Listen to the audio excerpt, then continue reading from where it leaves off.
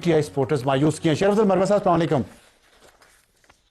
वालेकुम अस्सलाम। अफसार साहब, इससे पहले कि आप सवाल कर लें, आपने इंटरनेट की स्थिति या जो जो एक्स तक रसाई है जो पाकिस्तान में नामुमकिन बना दी गई है, इस हवाले से एक चीज पे मैं हैरत का इजहार करता हूँ। वो ये है कि अभी तक अता तारड़ साहब ने यह बयान नहीं दागा है कि इसके जिम्मेदार भी पानी चेयरमैन पीटीआई इमरान खान है, क्योंकि पाकिस्तान में हर होने वाली नाकामी के जिम्मेदार हम ही ठहरते हैं। तकरीब जो है वो उनको सरहदी इलाकों में जो तखरीबकारी हो रही है, जो दहशतगर्दी हो रही है, वो इनको नजर नहीं आ रही है। लेकिन इस्लामाबाद में डी चौक जैसे मुकद्दस जगह पे हमारा पहुंचना इतना जुर्म अजीम ठहरा कि आपने भी कहा कि जी ये तनाजा है। आपको तो इल्म होगा कि गोली नारवा ना हक जब लगती है तो कितनी तकलीफ होती है, उस शख्स से ज्यादा उनके आलयान को होती है। उल्टा आप ये भी देखें कि इसी हुकूमत ने इनका जिम्मेदार भी हमें ठहराना शुरू कर दिया, और दहशतगर्दी के एफआईआर में मैं खुद मुल्जिम ठहराया गया हूँ। कई एक एफआईआरों में जो मुझे हाईकोर्ट जाके जमानत लेनी पड़ी कि जी ये अब यानी मारे भी आप जिले शाह को मारा और दावेदारी इमरान खान पे कर दी। और फिर आपने एक बात की ना कि जी ये वर्कर नाकाम एहतजाज की वजह से परेशान है। अफसार साहब, ये एहतजाज नाकाम था या कितना कामयाब किया इन्होंने खुद ही। ज्यादा से ज्यादा 4-5 दिन हम बैठे रहे थे, किसी ने क्या शेर साहब, मैं आपसे ज़ाहिर आपसे एक मेरा बड़ा अच्छा और एहतराम का ताल्लुक है, लेकिन मैं ये समझता हूँ कि अगर एहतजाज कामयाब करने के लिए बेगुनाह नौजवानों की ज़िंदगी पाकिस्तान के अंदर किसी मकसद के बगैर ज़ाया हो जाए तो मुझे अफसोस है। मेरा दुख उन माओं के साथ, उन फैमिली मेम्बरान के साथ है, चाहे वो सिक्योरिटी फोर्सेस के नौजवान हों या मुजाहिरीन के हों।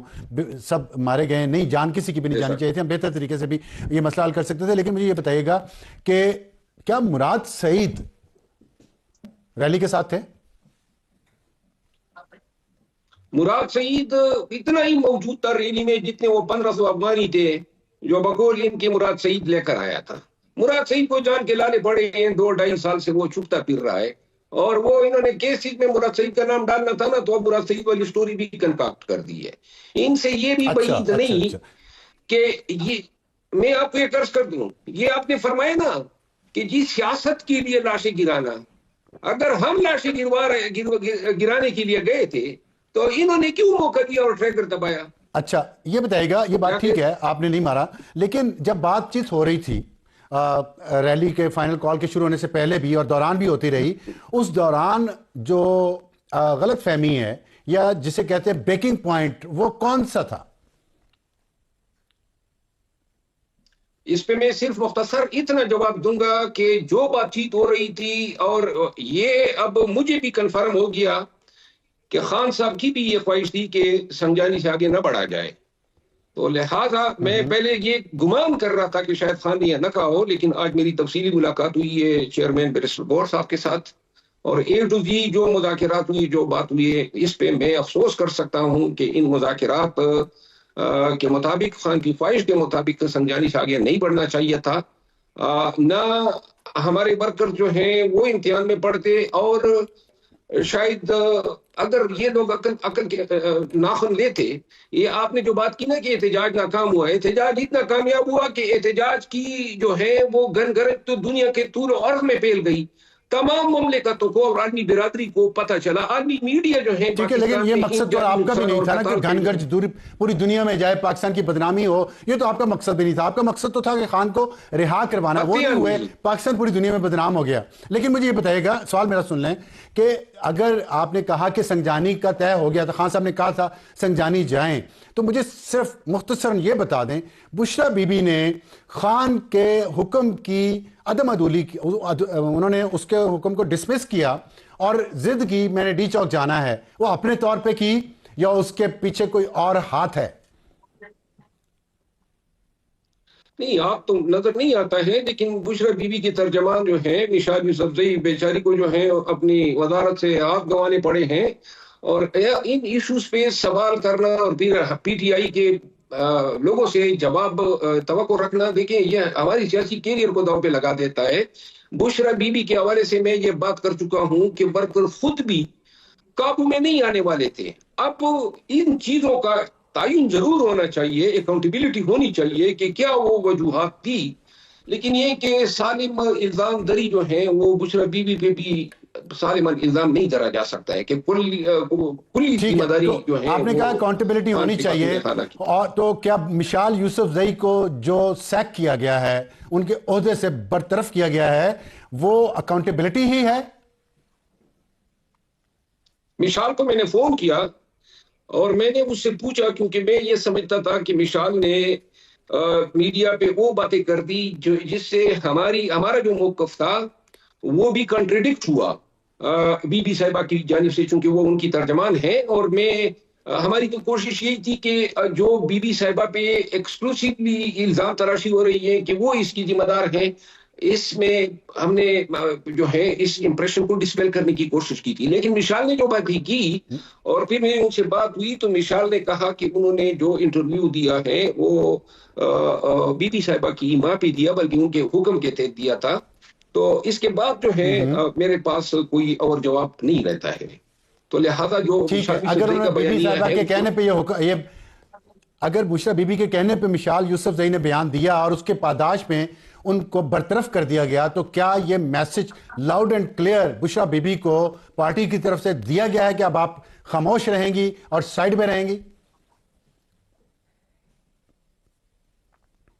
देखिए, मैं तो पहले से ये कहता था कि और मैं समझता हूं कि खान के अहले खाना को इस पूरे इशू में सिरे से इन्वॉल्व नहीं करना चाहिए था। मैं तो पहले से कहता आया हूं कि बीबी साहिबा जो है वो खान की खातून खाना है, सियासत से कोई लेना देना नहीं है। और मैं जाती तौर पे समझता हूं कि बीबी साहिबा को इस जुलूस के साथ नहीं आना चाहिए था। और हम पीटीआई में तो खान ने ये एक नसीहत और एक यानी आगे दी है कि कोई मरूसी सियासत जो है इस पार्टी में पनप नहीं सकती है।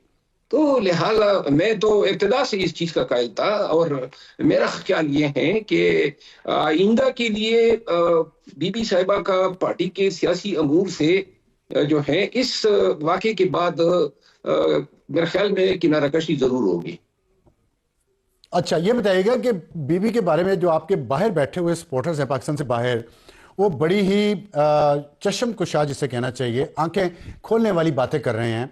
और वो ये इल्ज़ाम लगा रहे हैं कि बीबी ने उस्मान बुज़दार और गोगी के ज़रिए पंजाब में माल बनाया, लालची औरत हैं।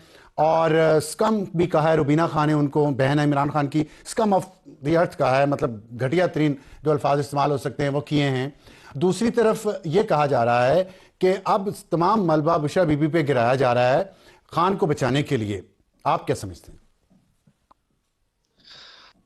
बुशरा बीबी और खान की बहनें दोनों हमारी लिए वाजिबुल एहतराम हैं, क्योंकि खान के साथ उनका रिश्ता है। बाकी जो है ये नंदो और बाबूज की इस तनाज़े से मेरा कोई ताल्लुक नहीं है। ये हर खानदान में, हर घर में ये दास्तान होती है। और जहां तक सियासी अमूर पे, देखिए बीबी साहिबा की एक चीज को अप्रिशिएट किया जाना चाहिए, 9 माह तक वो खान के लिए जेल काटी, क्योंकि वो तो कोई सरकारी ओहदे पे विराजमान नहीं थी। दूसरी बात यह है कि जितनी कोशिशें बुशरा बीबी को मिलाइन करने, बदनाम करने, तोड़ने, तकलीफ देने पे हुई है, उतनी तकलीफ इमरान खान को नहीं दी गई है। बाकी इंसानों से गलती होती रहती है।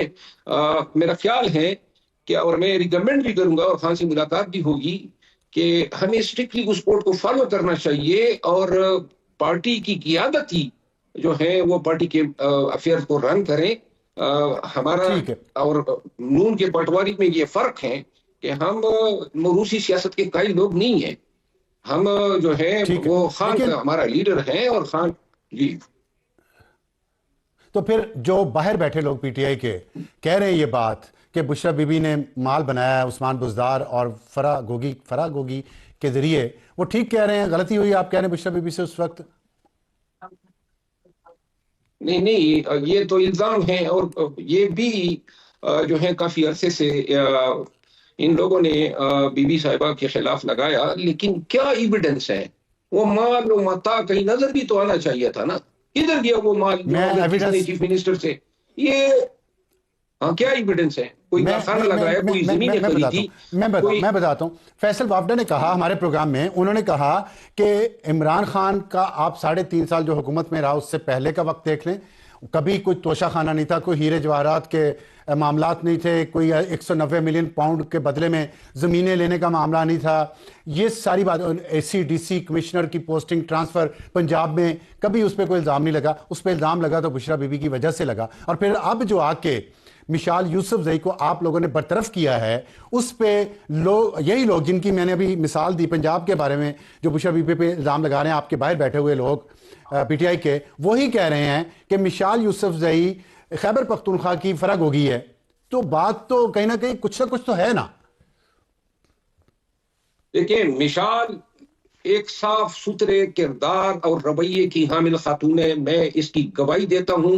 वो पेशे के लिहाज से वकील हैं, 3 महीने से वो वजीर स्पेशल असिस्टेंट, लेकिन उसके साथ कोई महकमा नहीं था, नंबर 1। नंबर 2, बीबी साहबा को तो KPI हुई अभी महीना नहीं हुआ है।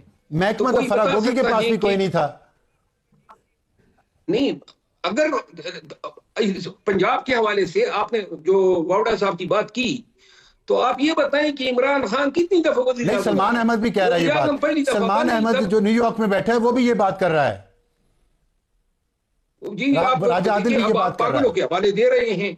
सलमान अहमद की बातों में कोई ये है, कोई लॉजिक मनतिक है? अब एक लेवल आदमी का आप हवाला दे रहे हैं, क्या हम कहते हैं? कोई क्रेडिबल लोगों की बात करें ना। ठीक है। तो अच्छा ये बताइएगा कि खान साहब की जो जिंदगी को खतरा कहा जा रहा है, उसमें यह बात कही जा रही है कि शायद बुशरा बीबी के जरिए ही कोई ऐसा मामला ना हो जाए, खुदा ना खास्ता, कि खान की जिंदगी को खतरा हो। आप क्या समझते हैं कि खान की जिंदगी को खतरा है तो इस तरह के मामला हो सकते हैं?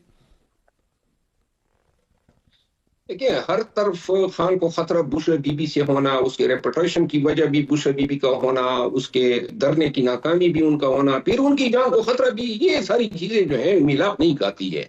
अलबत्ता एक चीज की मैं तस्दीक जरूर करता हूं कि मौजूदा हालात में जब इमरान खान पब्लिक पॉपुलैरिटी के मेराज को पहुंचा है, PTI के साथ होने वाली ज्यादतियों ने PTI को जो है रेजिस्टेंस और जद्दोजहद का एक आइकॉन बना दिया है।